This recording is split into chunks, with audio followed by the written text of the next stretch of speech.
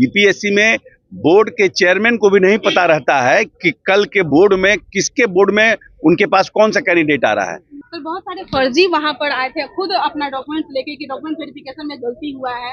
नहीं, वो that is a different thing. Verification of document या क्लरिकल मिस्टेक संभव है, हम वो उस पर नहीं डिनाई कर सकते, उस पर ही नहीं कर सकते कि वो फुल। लेकिन ये कहना कि हाँ हमको इंटरव्यू में या किसी में कैसे, संभव ही नहीं है। सर एक समस्या उन लोगों का है कि एक ही स्टूडेंट का 3 जगह जब रिजल्ट आ गया है तो ऐसे में पूरा फिलअप कैसे हो पाएगा। नहीं, वो वेट लिस्ट में जो होगा वो आएगा, वेट लिस्ट से आएगा, उसका बना हुआ है, सिस्टम बना हुआ है। नमस्कार, बहुत स्वागत है आपका लाइव बिहार में। मैं आपके साथ रूपम।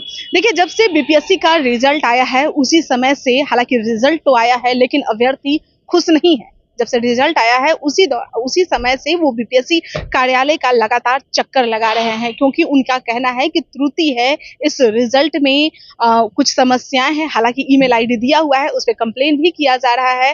कार्यालय पहुंचते हैं, कार्यालय में कोई अधिकारी नहीं रहता है, लेकिन उनकी समस्या सुने तो सुने कौन।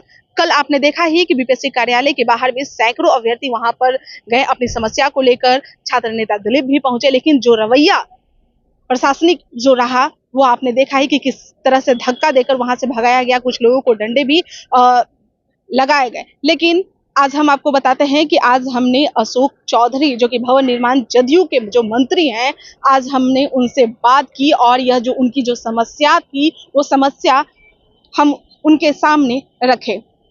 सुनिए अशोक चौधरी क्या कह रहे हैं। तो जितना मांझी कह रहे हैं कि पहले लैंड फॉर जॉब हुआ और अब मनी फॉर जॉब बीपीएससी के मामला में लिया जा रहा है बीपीएससी के द्वारा। नहीं, हमको नहीं, हमें जैसे आरोप लगाना अलग बात है। कोई ऑथेंटिक बात, कोई ऑथेंटिक खबर देंगे या ऑथेंटिक कोई प्रूफ देंगे तब ना। ऐसे कुछ भी बोल दीजिएगा तो उसका कौन मान। इसको ये बीपीएससी में बोर्ड के चेयरमैन को भी नहीं पता रहता है कि कल के बोर्ड में किसके बोर्ड में उनके पास कौन सा कैंडिडेट आ रहा है। ये सिस्टम पारदर्शिता बनाई गई है नीतीश कुमार जी के द्वारा, तो कैसे कह सकते हैं कि ये क्लेम कर सकते हैं।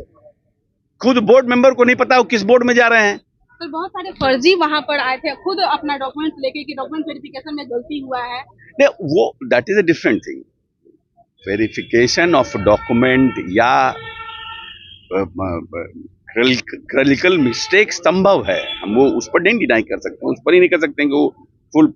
लेकिन ये कहना कि हाँ हमको इंटरव्यू में या किसी में कैसे, संभव ही नहीं है। सर एक समस्या उन लोगों का है कि एक ही स्टूडेंट का 3 जगह जब रिजल्ट आ गया है तो ऐसे में पूरा फिलअप कैसे हो पाएगा। नहीं, वो वेट लिस्ट में जो होगा वो आएगा, वेट लिस्ट से आएगा, उसका बना हुआ है, सिस्टम बना हुआ है। अशोक चौधरी बड़ी बात कहते नजर आ रहे हैं। वो कह रहे हैं, सबसे पहले तो जो हमारी सवाल थे वो तो आपने सुने ही कि भाई जीतन राम मांझी फिर से ये आरोप लगा रहे हैं, फर्जीवाड़ा का आरोप लगा रहे हैं, मनी फॉर जॉब का आरोप लगा रहे हैं। तब उस पर अशोक चौधरी कह रहे हैं कि भाई जब कोई भी साक्ष्य किसी के पास नहीं है, बस ऐसे ही इल्जाम लगा देना ये कहाँ तक सही है। और उन्होंने ये भी कहा कि भले ही डॉक्यूमेंट वेरिफिकेशन में कुछ त्रुटियां हुई हो, गलती हुई हो, लेकिन बाद में उसको सुधार लिया जाएगा। साथ ही साथ उन्होंने ये भी कहा जो असल जो प्रॉब्लम, जो समस्या है अभ्यर्थियों की, कि भाई पूरा सीट फिल नहीं हो पाएगा, पूरा सीट खाली रह जाएगा, भर नहीं पाएगा, क्योंकि एक ही अभ्यर्थी का कई जगह पे रिजल्ट आ गया है। तो ऐसे में और भी जो सीटें जो है वो खाली रह जाएगी।